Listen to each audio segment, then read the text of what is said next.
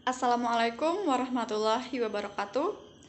Perkenalkan, nama saya Desi Wahyunita, NPM 30620566188.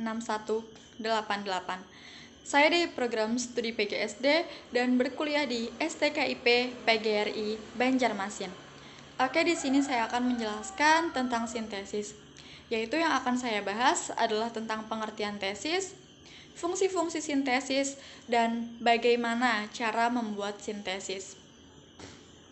Oke, kita langsung masuk saja ke pembahasan, yaitu tentang pengertian dari tesis.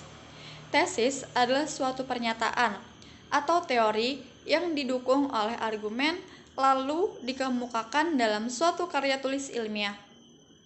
Nah, tesis ini juga merupakan tahapan akhir.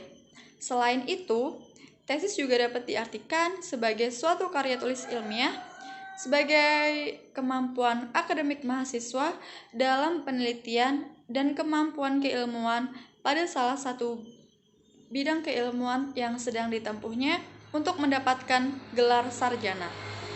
Yang kedua adalah tentang fungsi-fungsi dari sintesis.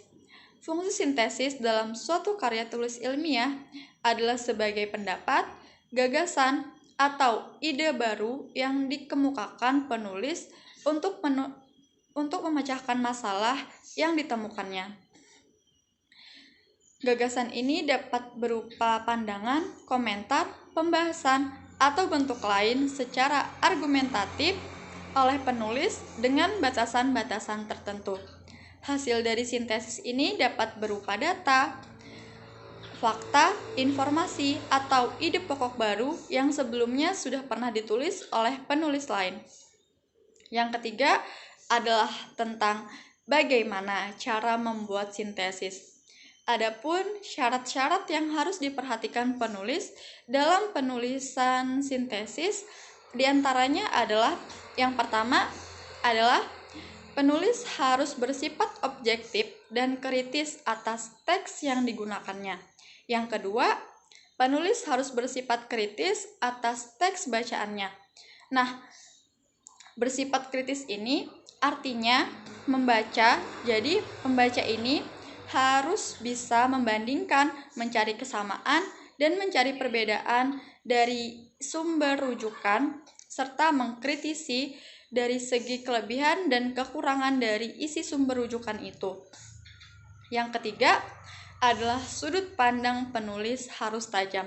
Sudut pandang penulis harus tajam berarti bahwa penulis harus bersifat teliti dalam membaca setiap sumber-sumber rujukan yang digunakannya. Yang keempat, penulis harus dapat mencari kaitan antara sumber satu dengan sumber yang lainnya.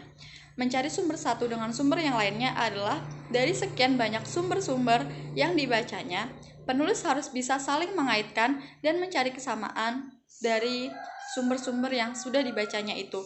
Yang kelima atau yang terakhir adalah penulis harus bisa menekankan pada bagian sumber yang diperlukannya.